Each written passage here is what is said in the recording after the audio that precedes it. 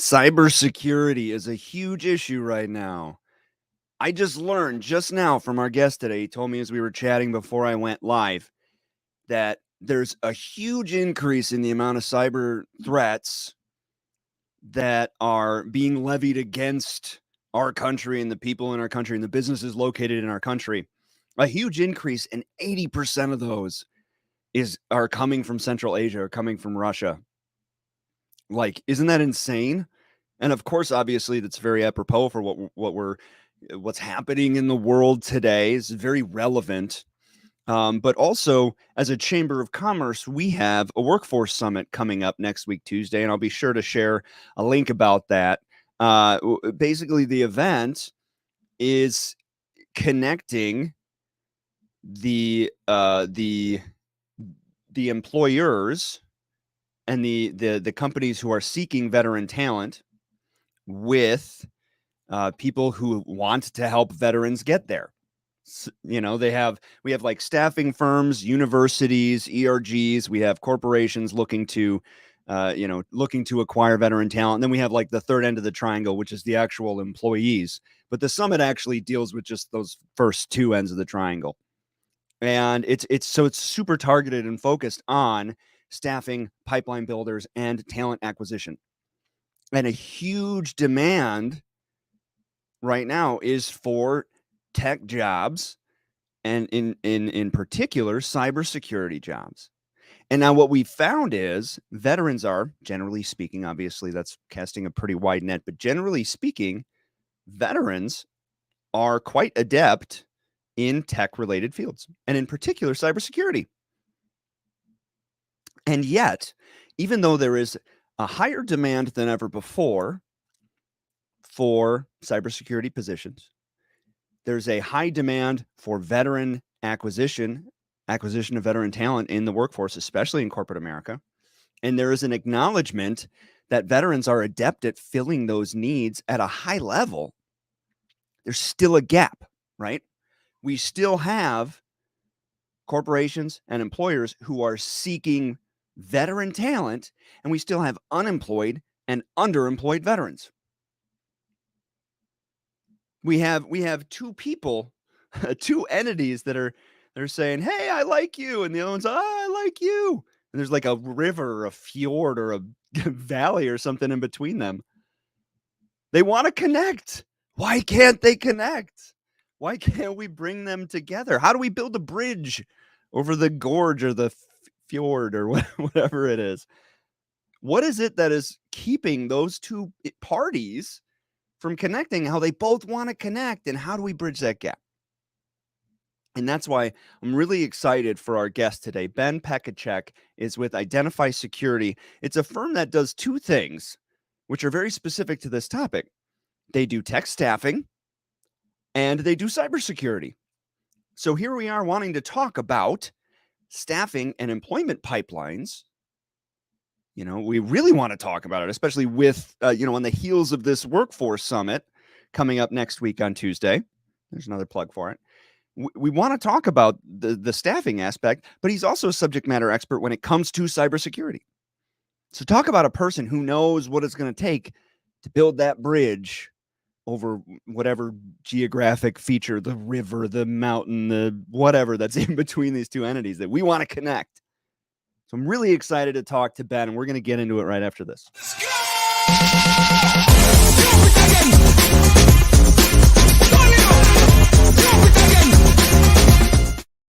Yo, let's go. Before I bring Ben in, for those of you that are watching, on Facebook, LinkedIn, YouTube, or Twitter now. We're not doing Twitch anymore. We decided to take a little turn. Twitter's making a resurgence, so we're gonna put some more eggs in the Twitter basket. Twitch maybe again someday, but not really the right audience for us yet. It's the whole streaming Twitch thing is growing, so we'll see. Who knows?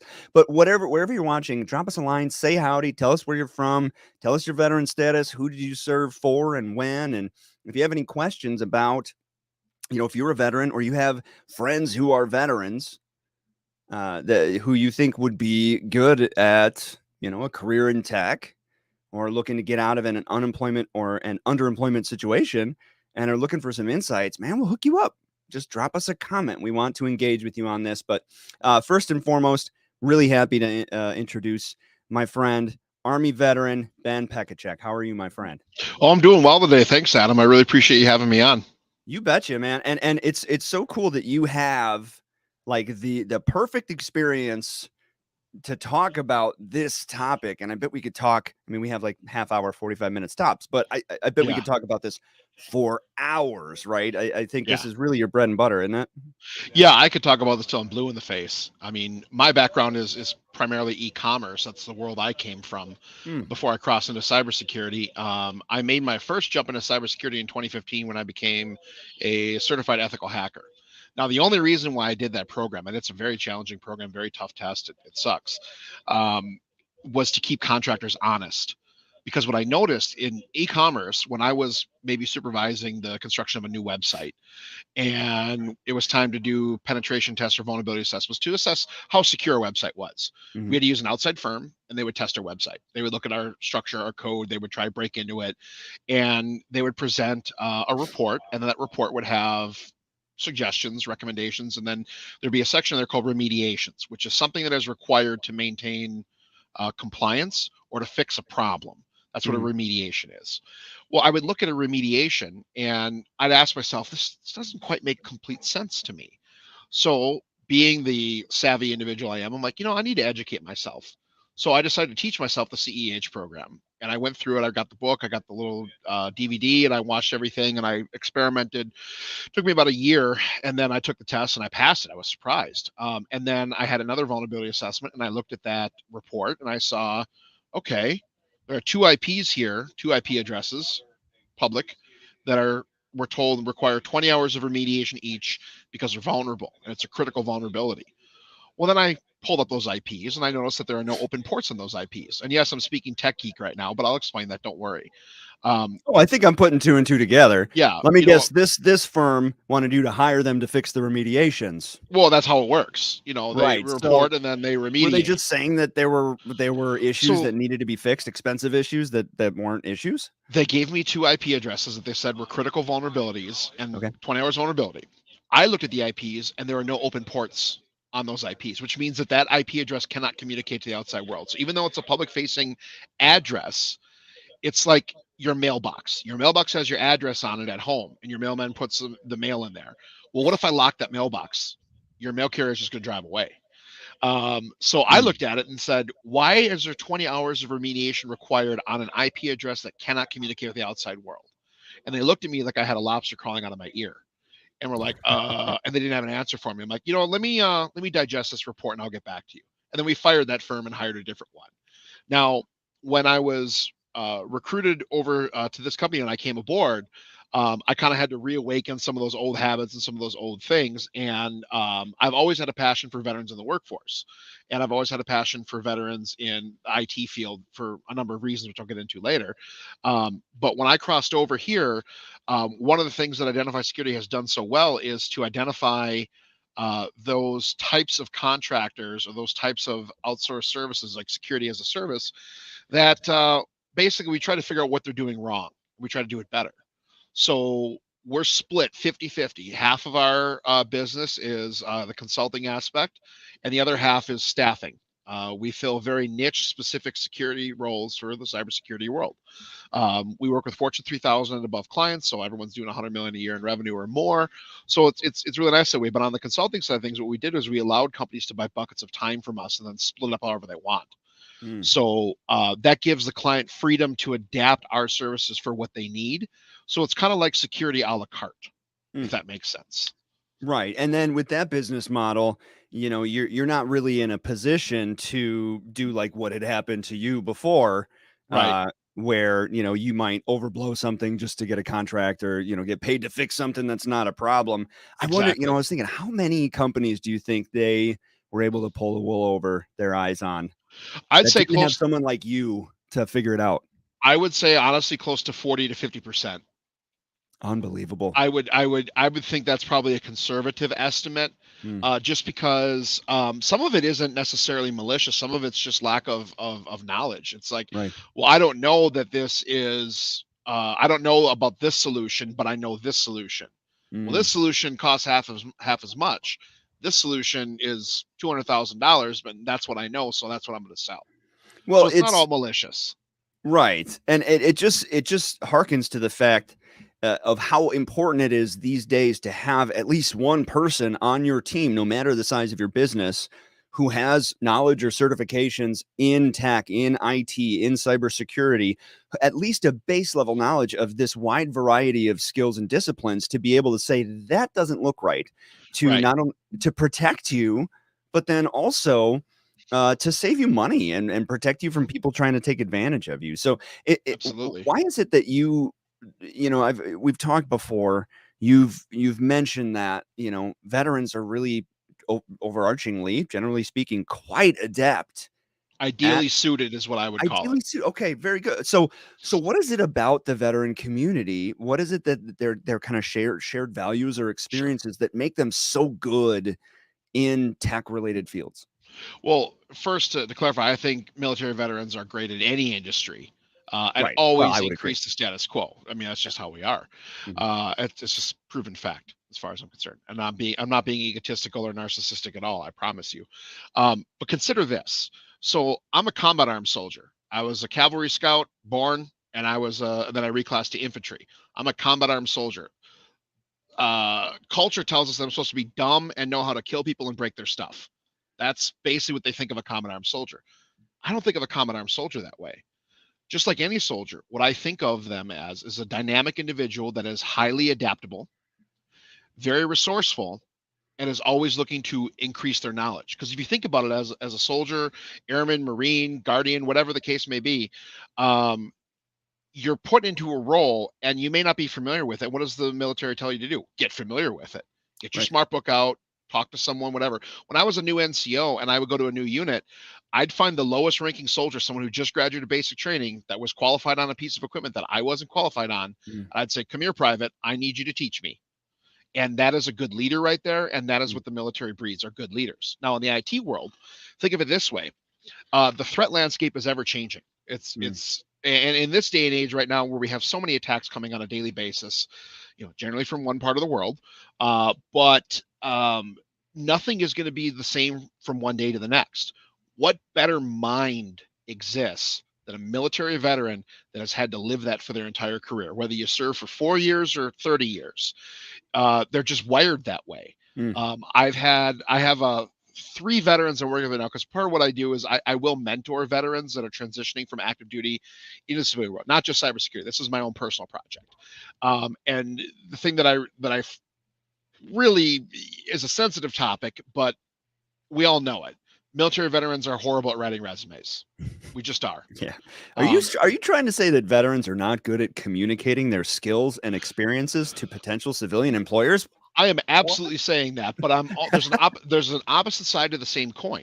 Mm, Not only are military veterans poor at telling their story, but HR recruiters, many of them, not all, many of them don't necessarily have it wired in their brain that mm. military service is a job. It is a career, it is a professional experience. They don't Most treat of it the as time, legit work experience. They assume, exactly. especially if you were in combat arms, if you were infantry or anything even related to it, they assume you spent your whole career rolling around in the desert with a rifle, and that Yep, is the extent of your experience. So it's not where, yeah, right. it is a prejudice against veterans, and people are It usually like, is. "What? Stereotyping It against very much veterans? No is. way!" Well, When I say that, yeah. but it is real, man. Yeah, that and the thing about it is sometimes actually, I shouldn't say sometimes. The vast majority of the time it's simply a lack of education. Of course, The employer or the HR professional just doesn't understand. So most of the time what they do, like you said, a combat armed soldier, they look at your resume, they go, "Oh, you did 20 years in the military. Thank you for your service." Okay, so tell me about the time when you were an Uber driver. Well, I only did that for extra money when I got out of active duty. I have 3 college degrees. I've got this. I got this. tell Yeah, me we about really the need time someone you with more. worked at a kiosk in high school before you joined the military. Yeah, and Yeah. then the question, and I've experienced this personally.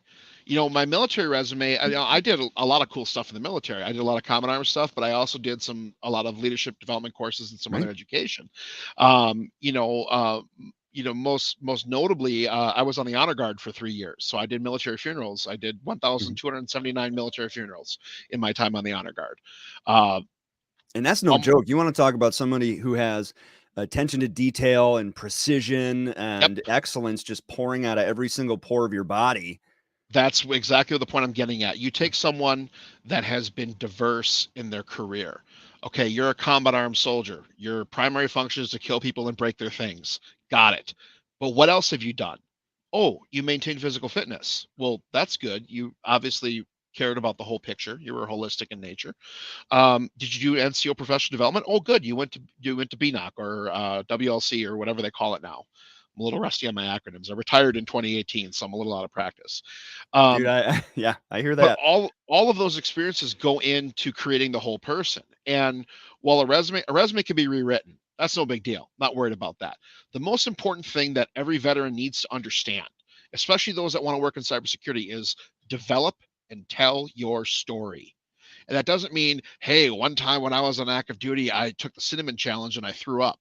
That's not something that a lot of employers are going to be interested in. But when you start It would be talking about, impressive if you didn't throw up, if you actually succeeded, but I believe it still or would. not, in my Yeah, time on active duty, I did meet and experience and personally witness one person completing the cinnamon challenge successfully. He was a without seat without nothing. I was in Afghanistan. We were just getting ready to go home and we were bored. So of course, what do Joes do when they're bored? Yeah, they come up with stupid human tricks.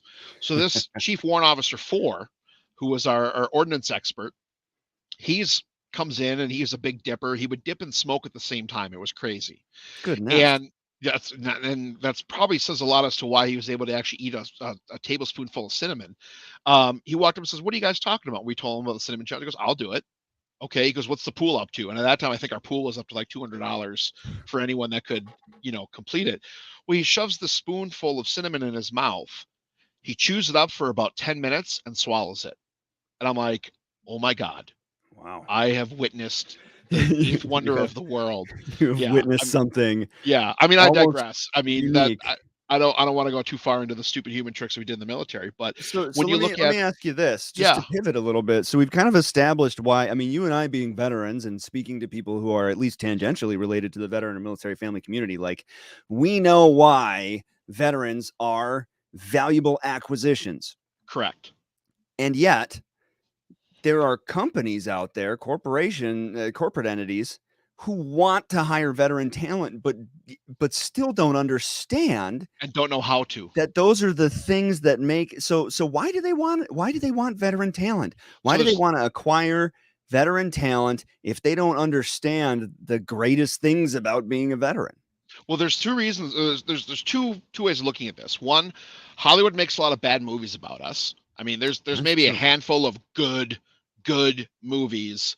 Like, I don't mean documentaries, I mean actual movies that were made about the global war on terror. Mm, And so, unfortunately, a lot of employers, they like the fact that we're worth a $9,000 tax credit. They like the fact that if you're retired, you don't need to take their health insurance benefits. You're going to be on TRICARE for life. right. And they like the fact that stereotypes tell us that military veterans are just solid workers. And that's pretty much where it stops. The other way to look at it is, um, a lot of employers genuinely, from a feeling standpoint, they feel they want to help the veteran community and they want to give a veteran a good job. They don't know how to do it, but they don't know that they don't know how to do it. And that's Right. what we experience a lot. And Well, and they when don't know how diverse our skill sets and our education are. And correct. so a lot of them want to do the right thing and hire veterans, but then only have entry level labor wage positions in mind for those veterans. Well, Some, that's the thing that yeah, that's a fundamental flaw with the career transition programs that the military and the VA do. Like, for yeah, example, I have 5 college degrees, and I did the vocational rehabilitation thing at Voc the rehab. VA, yeah, voc Mhm. rehab, and they looked at my resume, looked at my backgrounds, and this is going back like a year ago, if not longer. So it may have changed, but they looked at all my background, my skills. I've been in sales basically for 20 years. Yeah, I Mhm. had a lot of time in the military, but I was still selling something at some Sure. point in time, Mhm. from the time I was like 15 on. And what we see here, is really it's difficult to explain.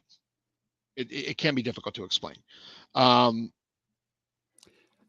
So if we let me just ask you this because it just Yeah, popped into my head. So the employers they want to acquire veterans, correct.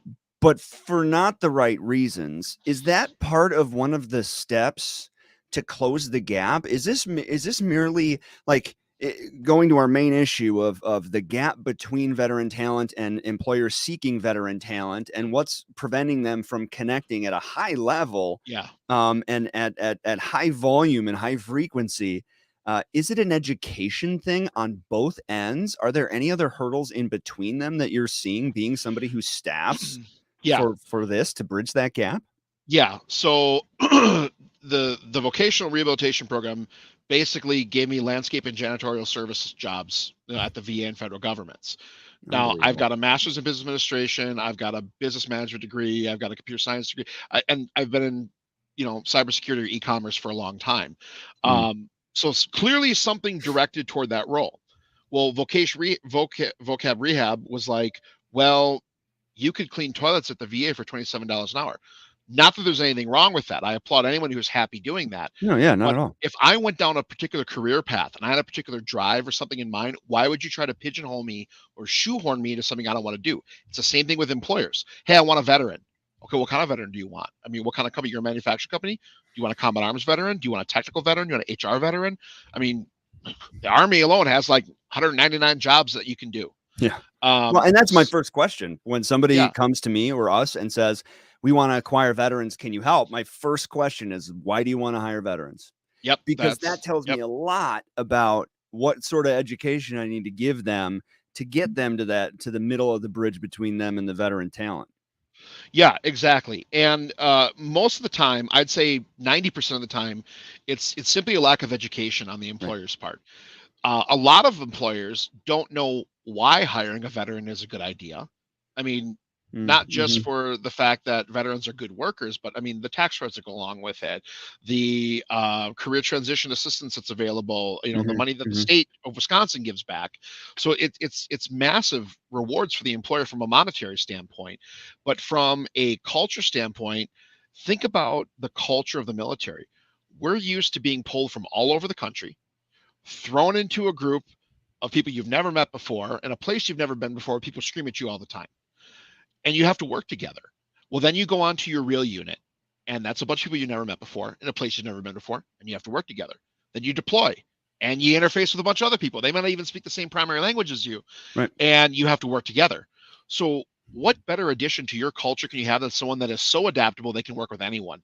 They don't care who you are, what you do, what you think. Like, can you do your job? Well, yeah, I can do my job. Well, then we're fine. We don't need to talk about anything else. Let's just do this. But also And they just get execute at stuff a high done. level, And not a just very high yeah. level, very, very high level. So the vast majority of what we go up against in the civilian world, and I've experienced this myself, a couple of I guess you could say discrimination and events that I've experienced in my career going for jobs. I Mhm. actually had one prospective employer tell me, well, we thank you for your service, but the amount of time you spent in the military may have done you a detriment in your career.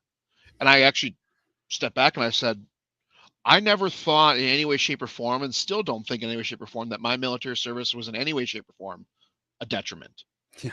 Goodness. And The audacity some people have and the confidence they have in saying things to and about us. I just always think like replace the word veteran with any other demographic in what you just said, and you'd have an HR issue on your hands. you would. Yeah. I mean, I've seen that, and then I also had another time. This was earlier on in my career. This is going back a while ago. I had transitioned from active duty to Army National Guard, and so I had to get a full time job and stuff. And there are some of the jobs I looked at. One of them was a production and shipping manager. Mhm. And I'm like, okay, I did a lot of logistics crap in the Army. Sure. Yeah. There's no difference. I know how to lead people fine. Well, I applied for the job. I got the interview and I was talking about my, management style and this and that. And they said, well, we find it very interesting that you talk in detail about your management experience, but we're not seeing management experience on your resume. I said, there's an extensive amount of experience listed on my resume. I was in the United States Army. I was an E6. I was a staff sergeant. It's a mid-level manager. this is what I did. And I broke it down for him and explained it to him. And I did it in civilian terms. Mhm, You know, mhm. I said, don't think of military, think company. My company Right. was United States Army Incorporated. So consider that for a sec. And the theory that, oh, well, you just are used to giving orders all the time and people here don't take orders. You have to ask them. Yeah, I gave orders. I got them too. So I'm Right. still a person, you know. So it's really an education thing. But it really, honestly, where it starts is not with the employer to learn. It is up to us as veterans to tell our story the right way and then help Mhm. that employer educate, because there's environments where one veteran gets hired in a particular position and they sway HR to look for more veterans. And a lot of times makes us feel a little cheap. They say, wow, we got like 10 grand back from the government for hiring this guy. Let's get 10 more of those. Yeah, yeah.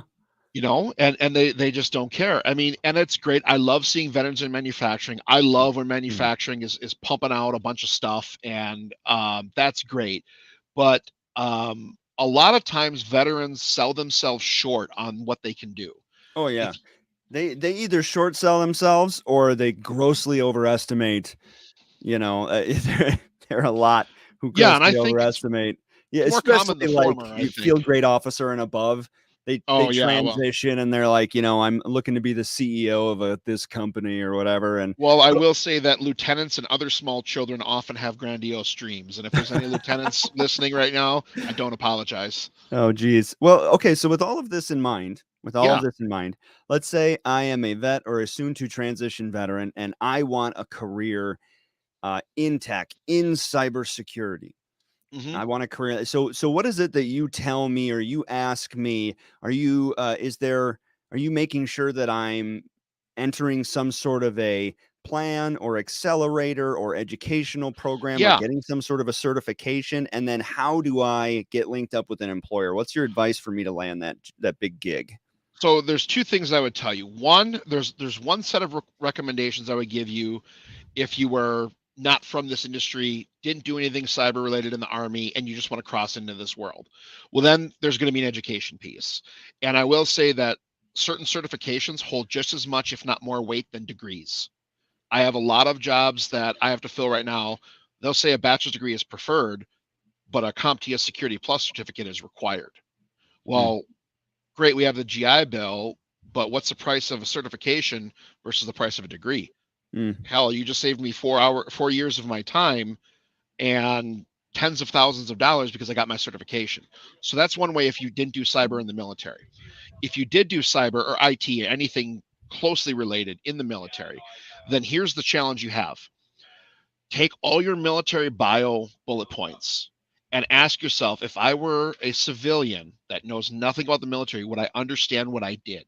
mm, And mhm. really ask her the question, because if you don't, you need to rewrite it. You have to tell your story and you have to use civilian terminology. Like if you think about it, in private business, in cybersecurity, in sales, in recruiting, military models that are used are identical to the civilian world. They just change the nouns and adjectives, but it's the same process, exact Mm, same thing. So that being said, you've got to change your nouns and adjectives. You've got to be able to tell your story the right way. So that's step one. Step two is continuing education. Like I said when we first opened, the threat landscape is continually changing. And if you want to be in cybersecurity or IT in general, you need to be abreast of the cyber threats that are out there, and you need to, encourage that. If you want to focus exclusively on cybersecurity, whether you want to write programs or whether you just want to secure networks, I highly, highly, highly recommend either the CISSP certification or the Certified Ethical Hacker certification. mm. Those two hold a ton of weight. I know people that are making well into the six figures right now that hold a CISSP, a CEH, and a CompTIA Security Plus, and maybe a couple other proprietary certificates like AWS for Amazon and stuff like that. Sure. They're making well into the six figures and they don't have a college degree. And there's Right. nothing wrong with a college degree. I got a lot of them. I applaud anyone that goes into higher education, but college Mhm. degrees are not worth what they once were, Right. depending on the industry. If you want to be a medical doctor, yeah, you better have a medical Yeah. degree. You wanna be a dentist, you wanna be an engineer, you're gonna need to go to Exactly. college. You're going to need to do that. But even my Mhm. engineers that I have deployed in the field right now, Mhm. many of them do not have college degrees. Many of them Sure. are self-taught. Many of them are certified through different bodies and have been doing this for 15 years. but they don't Right. have a formal college education. So I think a lot of times veterans, when they get off active duty, they get too hung up on getting that college education. What's wrong with learning a trade? Or what's Right. wrong with learning a professional certification? There's nothing wrong with that. My father was an electrician for 40 years, just retired a year ago. Hmm. He earned a trade. That was something no one could take away from him. When he got laid off from A.O. Smith way back in the day, when A.O. Smith was a big monstrosity in Hmm. Hmm. Milwaukee, he Yeah. got laid off. You know what he did? He fired up his rusty old van and he did side jobs. And that's how we paid the bills. And my sister and I went to private school for our entire grade school life. And my sister went through high school all 4 years at private school. I only went 2 years because I got kicked out, but that's another story. But he was able to always be a commodity. My IT people, my cybersecurity people, I've got some of them right now that a full-time job doesn't work for them. They work contracts and they work 4 or 5, concurrent projects at one time. And a lot of them never saw the inside of a university. A lot Hmm. of them did. And it's more akin to being in the trades than it is to being someone with a professional degree in many cases. Not all the time, but in many cases. At a minimum, having certain certifications like the ones I mentioned are enough to get your foot in the door. Even if you have a job that says we require a 4-year degree, apply anyway. They may look at you and go, well, he doesn't have a degree, but he's got Security Plus. He's been doing Right. this 12 years. Oh, and he did it in the military, it looks like. And he wrote a very easy to read and understand bio about what he did in the military. Then, you know what? That's going to open doors for you. Well, let's say you have all those things. Let's say you Yeah. wrote a great resume. You have CompTIA, you have certified ethical hacker, you have a bevy of certifications that prove your proficiency in this field. You want to get a job in cybersecurity. Do I just go to indeed.com? Are there channels that are Yeah. the best for me to find a job that Yes. pays appropriately? Yes. And it was funny. I had a conversation with a military veteran yesterday that has all the certifications, did it in the military, and was even working in the professional civilian world for a while doing it, Mhm. and said, Ben, I have filled out over 700 job applications this year already, year to date. Mm. We're only in March. And he says, and I've had 32 interviews out of those 700 job applications and Wow. 0 offers. I said, really? I said, well, do you have anything in your background that might come up that would disqualify? He goes, no, not at all. I live a quiet life. Okay. Other than that, I think we have a problem telling your story. Mm. So he made the right decision by interfacing with me. Now, I'm not a recruiter. I'm the director of security solutions for the company, but I do recruit when we have high priority assignments, or I don't let any of my recruiters touch my military veterans. Reason being, my recruiters are civilians. Nothing wrong with that. Right. But I'm better at parsing out military experience than they are. And about 100% of the time when I've found a military veteran, I've placed military veterans in jobs, um, other than one of them, I'll just say 100% of the time, screw the one. The resumes were not good enough to tell their story. So I actually rewrote them. I did it on the nights or the weekends and rewrote the resumes. Mm. And after I rewrote them, well, then they started getting more interviews. Then they got offer letters. Then they got hiring. So there's a lot of things that are said about recruiters, some of them well deserved, some of them exaggerations are not so true. The advantage that I have is not being a recruiter but working with a recruiting team. I can tell you a lot of HR based recruiters, they're quick and dirty. They churn and burn. They use bots or software to read your resumes. It spits out keywords and it pulls what it thinks are ideal candidates. Now, of course, Right. that doesn't work if your resume sucks. So that's Right. where a lot of military veterans get caught. They interface with the wrong recruiters. I would Mhm. challenge veterans to uh, qualify or disqualify a recruiting firm you're working with. Someone like us is ideally suited because we're so niche and we're so granular and we don't use bots. I've got Right. 4 recruiters that manually read every resume, every LinkedIn profile. And I Mm. mean, we're doing Boolean searches to pull pertinent keywords and things like So that. not you're not using a standalone applicant tracking system sort of software to weed things out. We do not use our applicant tracking software to read resumes for Man, that's us. the way to go. It And is the way so to go. so what you're saying is a great way to make sure that you get paired with a position that gives you that is appropriate for your skills and also compensates you appropriately is connecting with a staffing agency or a recruiter who you trust and And is who is going about this. suited for your industry. That's the most important part. Okay. A recruiting firm that is suited for your industry. Because if I want a factory job I will talk to almost any recruiter out there. It doesn't matter. I'm like, hey, you have any work? Nope. Okay, I'll go to the next one. You have any work? But I want something that's niche, something that's a little more Mhm. specialized. I want a firm that either does a lot of what I do, or what I'm doing, or someone that's connected to a like industry. Right. And that's important. ZipRecruiter's fine. Indeed is fine. Indeed, contrary to popular belief, is more of an aggregator than anything else. Indeed is cool because it pulls job postings from other websites. Like, for example, if you go to identifysecurity.com and click on careers, you'll see the job openings that we have. Indeed has those same jobs listed, and we didn't post them to Indeed.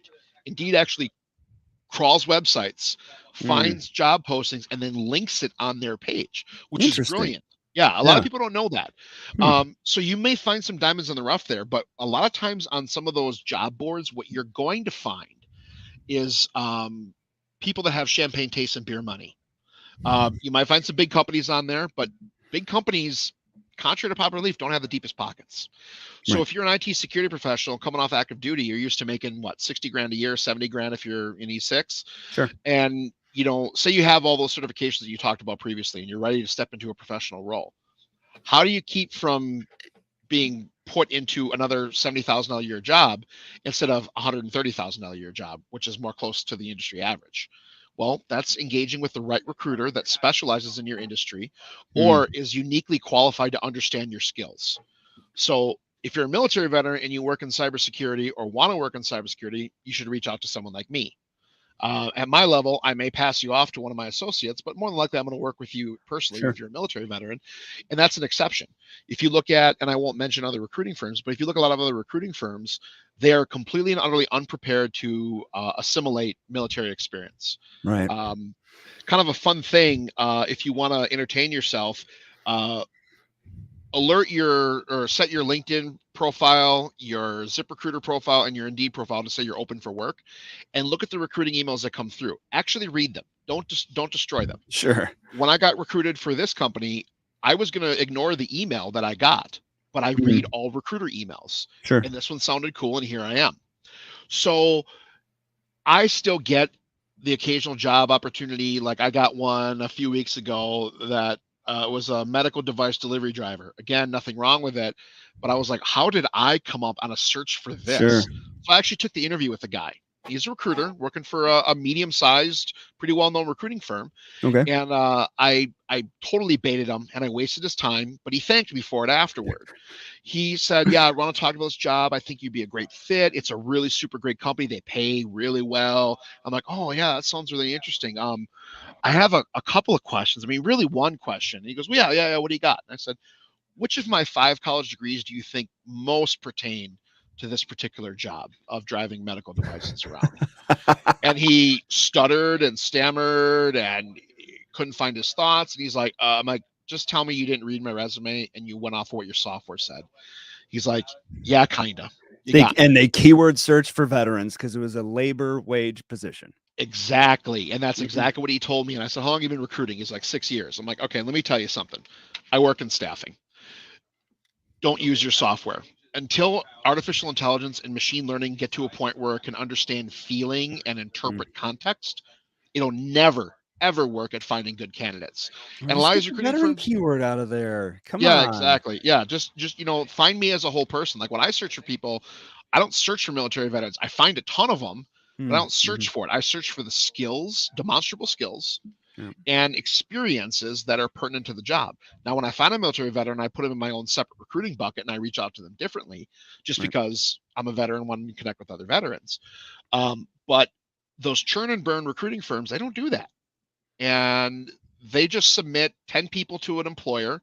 Here, pick one. Okay, and they move on to the next one. They don't really Right. care about you. They don't care. We're more like sports agents than recruiters. Like if you're a sports agent and you got an athlete telling you, "Hey, I want to play for the Green Bay Packers." Well, guess what? I will get you an audition with the Green Bay Packers. But in our conversation, if you tell me, "Hey, I really don't like the cold, but I want to play for Green Bay," I'm going to say we need to look at Tampa Bay instead because they're a lot warmer. But I'll Right. never tell Right. someone that they can't take a job or they shouldn't take a job or they should take a job. You're in the driver's seat of your career. And our clients know that we're very protective of our talent as well. And that's another Mhm. reason what makes us stand out, because our clients know that we're going to give someone to them that is well qualified for the position, is a quality individual, and has been properly vetted. because they know how protective we are of our talent. Because it's not enough for us to just shove you into a role that you can survive in. I Right. could take a military veteran and put him in a million different roles, and you know what? They're going to survive in it. Of course. Absolutely. Yeah. You know, especially if there's no toilets around. But if you have, think of it this way, it should be the motivation of the employer, a recruiter, the employee to not just survive in a role, but to thrive in a role. Because let's get granular for a second. If I put someone into a role and they truly thrive in that role, guess what? They're going to be happier, which means they're more productive, more efficient. They're going to stay at that company longer as long as they're happy, really. And Mm-hmm. I look better to my client, which is a selfish goal of mine, because I gave them a quality person that's going to be there forever. Nobody likes the revolving door of employment. Nobody Right. likes when someone stays for a year and a half and then moves on to the next thing. It's And that's part expensive of, too. it's very expensive. I mean, Yeah. we're not cheap. We are not cheap at all. So to keep going to me over and over again to keep hiring people, well, they're not going to keep coming to me if I get people for them that only stay there for 6 months. But if Right. I get 2, 3 people that stay there for 6 months, I will have that conversation with the employer and say, why are these people leaving? What are you paying? Mm-hmm. Okay, you're below the industry standard. That may have something to do with it. So Yeah. maybe if you can increase your budget, we can get people to stay longer. Or what's your culture look like? And I'll Mm. get feedback from my people that leave those places, and we compile a lot of data. Like I know things that are much more granular compared to like the common like Glassdoor and things like that, as far as Mm-hmm. companies and Oh average yeah, I pay can and stuff imagine. like that. So when I have like the military veteran I talked to yesterday, when I was talking to him, like, what are your salary requirements? Because well, I'm used to making 70. I need to make 70. I'm like, you have X, Y, and Z. I'm like, the minimum I would bill you out as $110,000 a year. Like that's the minimum. But Right. because of your time as and he's an E6. Because of your time as an E6, you be a manager. I can recommend you for a senior position. That's 130,000 a year. Right. I said you're undervaluing yourself by about half.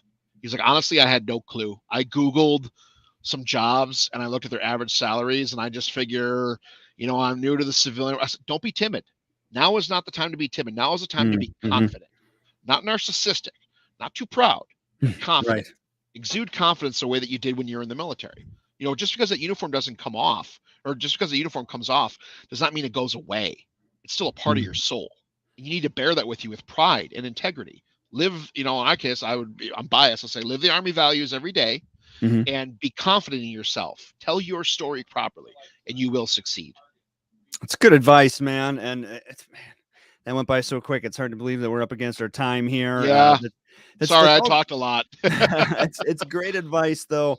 Not only for the employment seekers, but also the employers.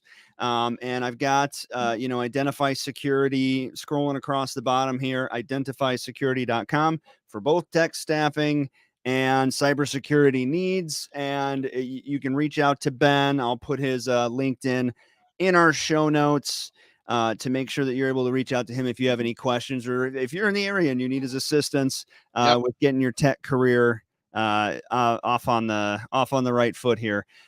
Ben, sure to appreciate your time today, my man. No problem. I just want to say, if you are a veteran and you want to be in IT, cybersecurity, reach out to me. Email me, message me on LinkedIn, whatever.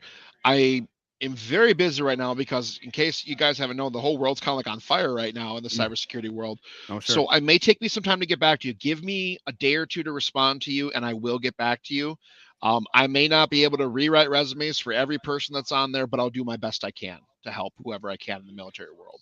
Good stuff, Ben. Sure to appreciate your time. Ask you to hang on the line for just a minute. Man, good stuff. If you want a career in tech, IT, cybersecurity, any of those things, Ben is definitely a guy to talk to. Identify Securities, definitely a team to talk to. But there are resources out there, and a lot of times, he mentioned a couple times, the veteran doesn't know what they don't know. They have no idea. They're not getting trained the right way on how to find the substantive employment with the appropriate pay scale. They're not taught that in their transition in their TAPS classes or otherwise, and they need to know that. So sometimes you need someone in your corner, and those staffing firms aren't charging you to get you a job. They're getting the money from the corporation, so it behooves them to make sure that you get a good paying gig that you are long tenured in. It helps everybody. So there's no like ulterior motive or anything.